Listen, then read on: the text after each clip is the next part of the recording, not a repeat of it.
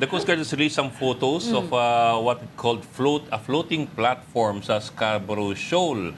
Now, it looks a little benign, but if you remember 1995, what was that? Their fishing shelters also looked benign sa Mischief Reef. Is there anything that we have to worry about here? Well, yung worry mo dyan is paano nakapasok yung mga ganyan type of equipment. I think they are survey equipment from what I heard, right? So parang advanced kwan ito. Advanced team para sa isang mas seryosong research, Admiral? We cannot conclude that, no? At the most benign, maaaring fishery equipment, survey equipment, or it can be yung to survey yung lay of the land, yung topography niya. Mm-hmm. Meron bang Coast Guard or Navy na lumapit yan para to inquire?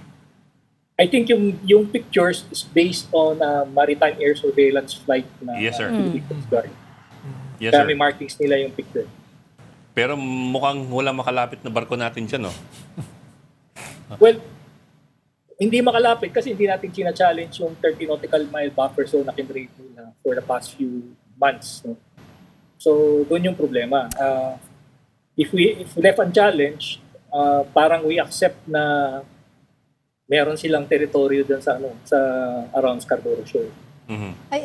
I think there was an attempt to challenge. The PCG said on May 28, habang nagsasagawa sila ng MDA, Maritime Domain Awareness Flight, sinubukan umanong harasin ng PLA helicopter ang PCG aircraft. PLA, People's Liberation Army ng China. Yes, yun na nga. I think that surveillance flight was the basis for that picture, yung set of pictures na pinapakita nyo ngayon. I think Manong S question was kung china-challenge ng barko. Yeah, kasi doon sa surveillance flights in the end you don't really have any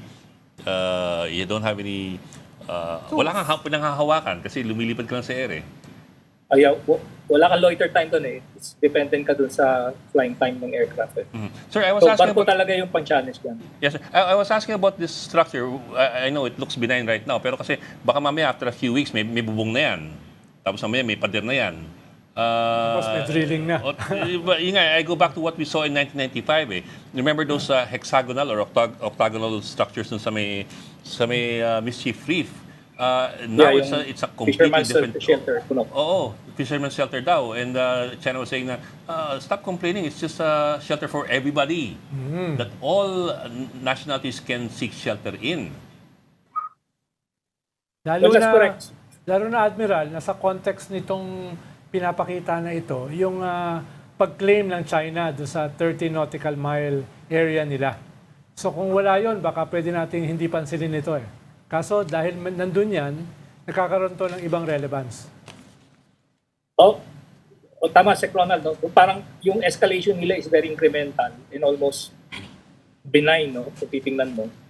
But if left unchallenged over a period of time, mag-i-increase yung mag-escalate sila in terms of yung activities nila dyan. So sir, what's the best response aside from of course the usual diplomatic protest or note verbal and so on down the line? What's the best way to address the situation? Well, yung first muna, kailangan mo ng paradigm shift yan Kasi nangyari, we are reacting always to yung stimuli, which is kung naman yung ginagawa ng China dyan sa Bao de Masinloc, no? We need to be more proactive in terms of yung posturing. So, ano ba yung minimum na gusto natin mangyari dyan? Kasi recovering Scarborough Shoal under current conditions, medyo stretch yun, medyo mahirapan tayo kasi may capacity issues tayo. But at the minimum, we should be preventing a permanent setup dyan sa Scarborough Shoal.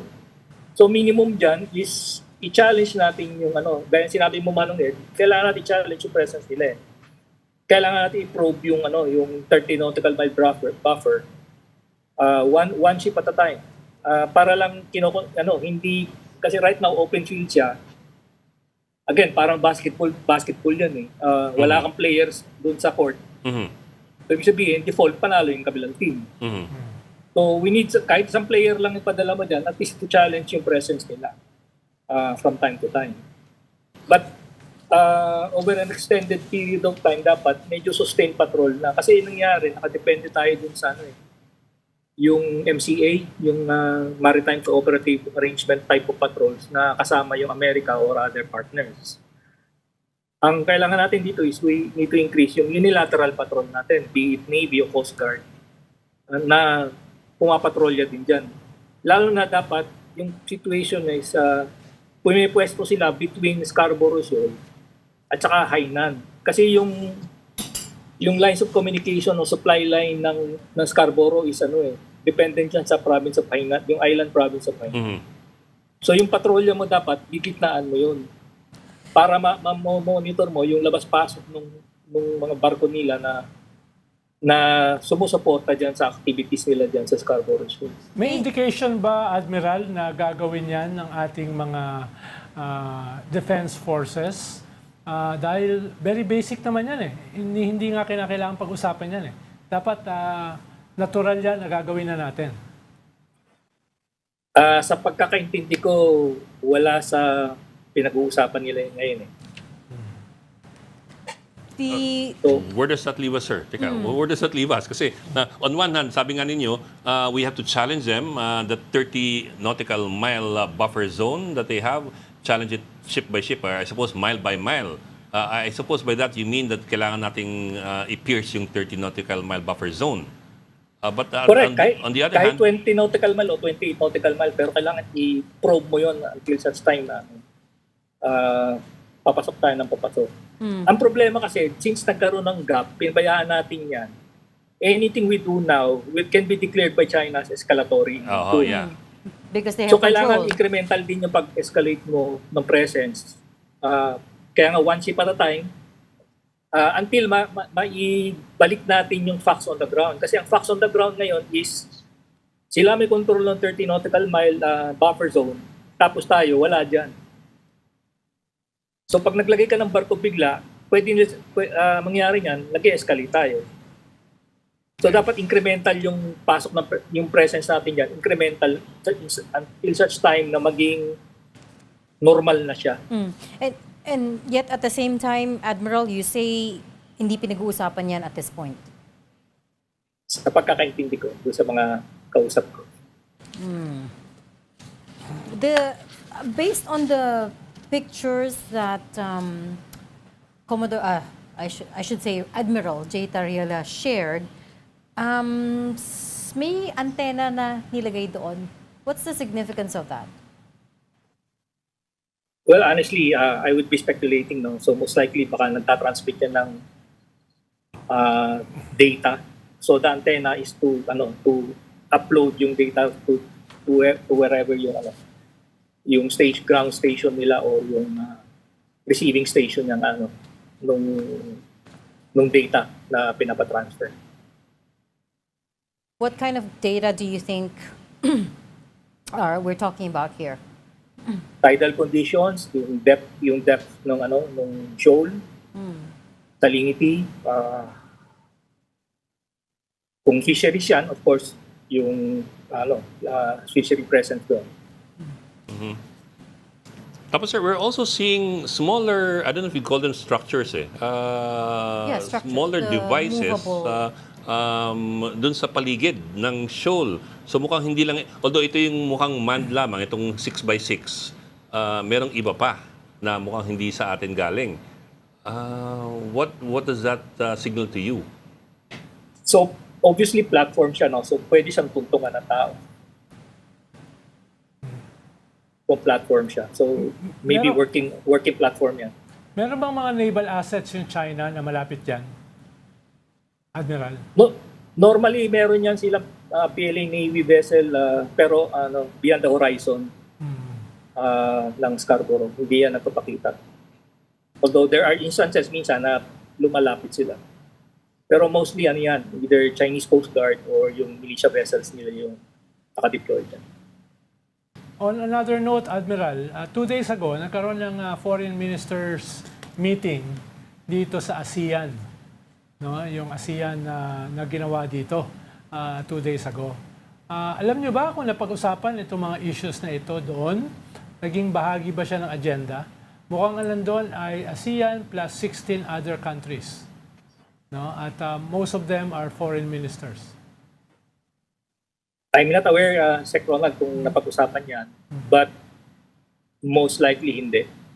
That would be a bilateral issue.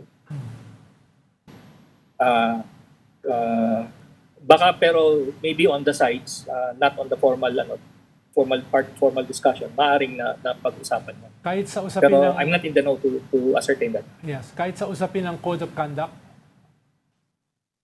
I think, Sec Ronald, yung code of conduct naman is sa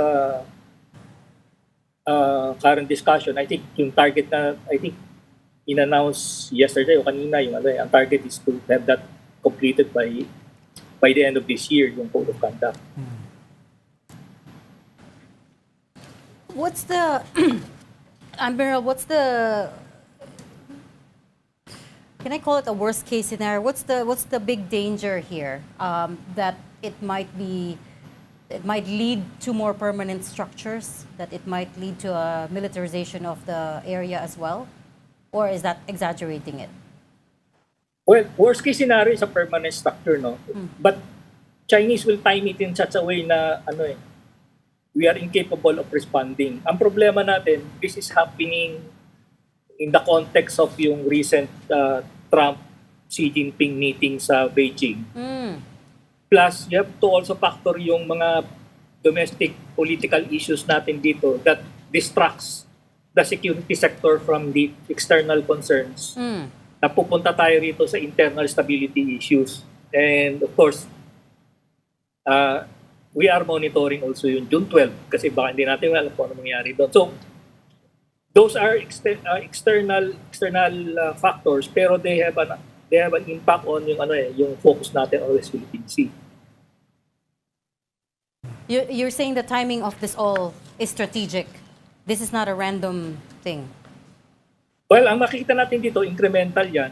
If they're going to a worst case scenario natin, which is actually a permanent structure, ita-timing nila yan na we are incapable of responding because we are focused on something else. Sir, ito bang itong floating structure, I know it looks temporary now, but does it in any way violate the Declaration of Conduct of 2002? Kasi yung Code of Conduct refers to more or less yung permanent occupation . Pwede pang debatable pa yan . Pwede nating sabihin hindi naman mukhang permanent occupation pa yan . So yun pang loophole. Yun ang loophole. But of course, looking at, like you mentioned, Manong Ed, yung track record nila on Mischief People of 1995, the fact na hindi siya permanent structures doesn't give us comfort. Yeah. Yeah. Plus the fact that we can get anywhere near within 30 nautical miles. Yeah. Yeah, you're correct. So yun yung mga mga doables dapat dun . We need to be able to break that 30 nautical mile buffer to at least alter yung facts on the ground. Admiral, baka sa ating mga tigapakinig, baka pwede niyong mapaliwanag ng bahagya. Ano bang ibig sabihin nitong 30 nautical mile buffer zone na in-establish ng China sa Baho de Masinloc? At ano yung status ng ating mga kababayan dyan sa teritoryo na yan? Makakapasok ba sila? Makakapangisda ba sila? O itataboy sila? Etc. etc. Okay, looking back, Sec Ronald, yung 30 nautical mile was their response doon sa pagpasa natin yung maritime zones law at saka yung archipelagic sea lanes law. Kinontest nila yun publicly, yung pagkakalatag natin ng dalawang batas na yun. So yung response nila was to create yung baselines around Scarborough Shoal. That was yun yung nila, legal approach. But to actually enforce that legal response nila, nag-create sila operationally ng buffer zone na umabot ng 30 nautical miles around Scarborough Shoal. So, kung may problema yung mga fisher folks natin from Zambales na mangisda dyan noon, kahit papano nakakapasok sila a few years ago. But with yung pag-establish nila ng 30 nautical mile buffer, Pag pumasok ka na roon sa buffer zone na yun, na nakapaikot sa Scarborough, tinataboy na nila yung fisher folks natin. So basically, wala na access yung mga fisherman natin dyan sa, sa loob ng Baho de Masinloc. So of course, ang impact niyan would be yung livelihood at yung if cascade up mo dyan, that will be yung food security na natin. Kasi source of protein yan eh. Pero di ba, Admiral, yan din nangyari yung aksidente dun sa People's Liberation Army Navy vessel at yung Philippine People's Liberation Army Coast Guard na nagkabungguan dahil meron tayong Coast Guard vessel na na-penetrate yung 13 nautical mile buffer zone na yan at tinugis nila. At doon sa kanilang pagtugis ay sila yung nagkabungguan. So yun yung nangyari yun last year, di ba? Tama yun, Sir Ronald. The National Task Force for the West Philippine Sea has already said that they believe the structures are there to conduct marine scientific research. And at this point, after nung pagka-file ng diplomatic protest, the Philippines is urging China to remove the new structure on the disputed shoal. What's the likelihood of that happening? So ang undercurrent niyan, Reina, would be merong diplomatic discussion over that between us and China. So most likely meron meron silang nilulutong internal diplomatic arrangement for to sort of resolve that issue. Are you hopeful about that? And to your knowledge, is this the first time that China has tried to establish a structure there or to leave a structure there? In the recent memory, yes. And Ito yung before wala pa naman eh. Dati lubid lang eh. Lubid at saka yung I think going back to the earlier years 2012, yung mga raft, mga lifeboat nila, pinagdikit-dikit nila dun sa bunganga sa opening ng Scarborough Shoal. But tinanggal din naman yun. The more recent one would be of course yung